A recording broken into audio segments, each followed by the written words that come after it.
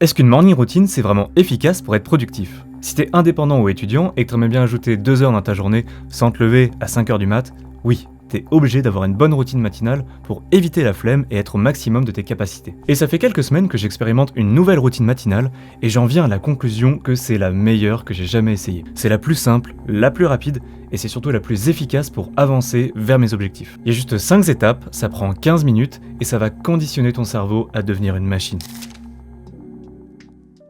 Avant de commencer avec la première étape, il faut savoir qu'une morning routine, c'est indispensable pour être productif. Quand tu te réveilles le matin, ton cerveau va se calibrer pour le restant de la journée selon le premier truc que tu fais. Si tu regardes ton téléphone, ton cerveau va être en mode TikTok toute la journée et tu vas être à 10% de tes capacités. Au contraire, si tu suis cette morning routine, tu vas être en mode travail pour tout le reste de ta journée, tu vas être discipliné, focus et motivé. La première étape est toute simple, mais elle a un petit détail qui change de toutes les autres morning routines.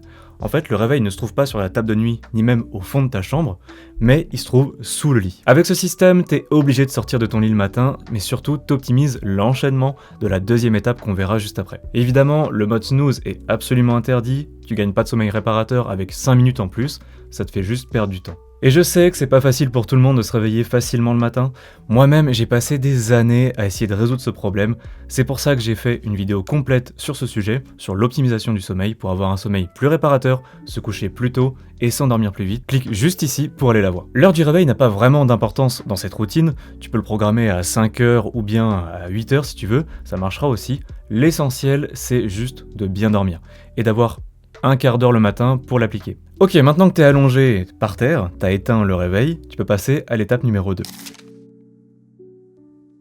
T'es allongé sur le sol, tu réfléchis pas et t'enchaînes 10 pompes, 10 abdos et de l'étirement. Si t'étais en train de comater en éteignant ton réveil, là t'envoies un gros signal à ton cerveau qu'il faut se réveiller, se mettre en alerte et carburer. En plus, le fait de faire des mouvements intenses va augmenter ta VO2, donc la quantité d'oxygène que ton cœur va pomper et envoyer dans ton corps. Du coup, ton cerveau, il va être davantage oxygéné, ce qui va améliorer ta neuroplasticité, parfait pour apprendre et réfléchir. Alors pour certaines personnes, ça va être un petit peu délicat de faire de l'exercice dès le réveil, donc garde une bouteille d'eau près de ton lit et prends quelques gorgées si t'as besoin avant de démarrer l'étape numéro 2. Une fois que c'est bon, tu passes à la troisième étape. Juste avant de passer à la troisième étape, si tu es en train de lancer ton business et que tu as du mal à gérer ta productivité ou ta stratégie marketing, tu peux réserver un call stratégique avec moi ou un membre de mon équipe. On analyse ton système et on te donne tous les outils dont tu as besoin pour te débloquer les 5 cas par mois d'ici les 3 prochains mois. L'appel est gratuit et tu repars avec toutes les instructions dans un doc, le lien est dans la description. Ok, troisième étape, la classique, l'inévitable, la douche, mais pas 100% froide. Tu viens de taper 2-3 minutes de sport en mode HIIT, donc tu commences à transpirer un peu, donc tu vas prendre une douche. Si t'es une brute, tu peux direct passer à l'eau froide. Bon, c'est pas mon cas. Sinon, tu commences avec une douche normale, chaude, tranquille. Ça va réveiller ton corps à 100%. Mais avant de finir, tu descends progressivement la température vers le froid. Tu le fais en douceur, c'est absolument pas dérangeant. Tu fais les bras, ensuite les jambes, le torse, etc. Et t'obtiens quand même tous les bénéfices de la douche froide. Et justement, ces bénéfices sont monstrueux. T'as une augmentation immédiate de 200% de tes niveaux de dopamine. Traduction, ton niveau de focus et de motivation augmente de 200%. C'est énorme. Ça fait l'effet d'un café super fort, mais sans le crash qui vient par la suite. La raison vient du fait que le corps perçoit le froid comme une attaque. Donc il va activer le système sympathique, le système de défense du corps en gros, pour être le plus réactif possible en cas d'attaque. C'est un truc qui vient de la préhistoire, c'est normal, c'est pas grave. Et si t'as jamais fait de douche froide encore, t'auras peut-être le réflexe instinctif de te retourner pour vérifier qu'il n'y a rien derrière toi ou au-dessus de toi. Ça fait un peu bizarre au début, puis après, on s'habitue. Ok, tu sors de la douche, tes niveaux d'énergie sont au plus haut. T'as qu'une hâte, c'est d'exploser ta première tâche de la journée, que t'avais programmée la veille si t'as suivi ma vidéo sur les habitudes. Et c'est là qu'on passe à la quatrième étape. 5 minutes de deep work sur la tâche la plus complexe que tu as à faire, tu mets un chrono et tu bourrines. À ce moment, ton cerveau est au maximum de ses capacités. Ta dopamine elle est chargée au max, t'as dépensé aucune ressource dans du scroll inutile. Tu prends ton ordi, ton support de travail et tu commences à travailler et à rentrer dans le flow. Ton cerveau se met donc en mode deep work. Alors certes, 5 minutes c'est pas énorme, tu vas pas accomplir 50 tâches, mais ça va au moins te permettre de conditionner ton cerveau en mode travail pour le reste de la journée. Parce qu'en fait, la première source de dopamine que tu consommes est celle qui reviendra le plus souvent dans ta journée. Si tu démarres ta journée en mode divertissement, ça tournera en boucle comme ça jusqu'au soir. Une fois que le chrono sonne, arrête là où t'es, t'as pas fait grand chose, c'est normal. Déjà t'as mis en place les idées principales sur lesquelles tu vas bosser aujourd'hui et que tu compléteras dans tes séances de deep work. Avant ça, on passe à la 5e et dernière étape de cette morning routine, la gratitude.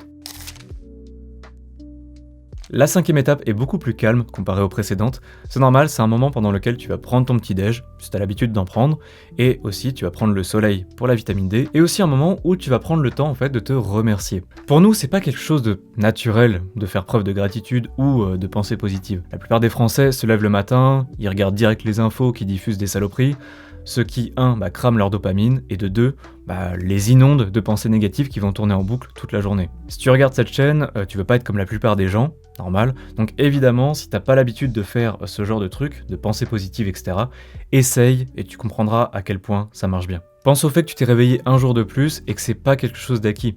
Peut-être qu'un matin, tu te réveilleras pas pour X ou Y raison, donc sois reconnaissant d'être toujours en vie, en bonne santé, avec toute ta tête et rempli d'ambition.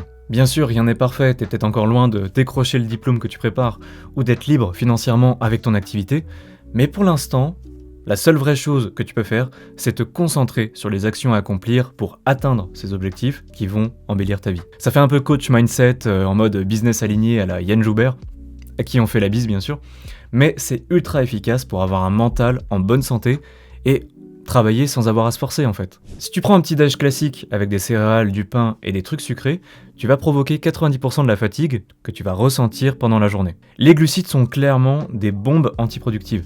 Ça provoque un pic de glycémie qui diminue le niveau d'énergie. Le système digestif fonctionne moins bien avec des glucides, parce qu'il produit moins de sérotonine, qui est un neurotransmetteur responsable du bien-être et aussi du fonctionnement du système nerveux, qui est du coup responsable de tes capacités cognitives. Après, il y a glucides et glucides, on va pas faire une vidéo sur l'optimisation de l'alimentation et de ses niveaux d'énergie, mais si ça t'intéresse, marque-le en commentaire, abonne-toi, et j'en ferai une vidéo bien détaillée. Du coup, pour résumer, le petit-déj. Évite tous les sucres. Regarde du côté des recettes keto, qui fonctionnent principalement avec des fibres, et choisis selon tes goûts. Après, perso, j'ai un peu la flemme de passer 3 plombes à préparer une recette. En général, je prends juste un fruit, du fromage blanc et un petit peu de flocons d'avoine, avec un peu de miel, tout ça avec un grand verre d'eau, et c'est tout. Mais si t'es pas du genre à prendre un petit-déj, t'inquiète pas, y a aucun problème, tu peux l'esquiver.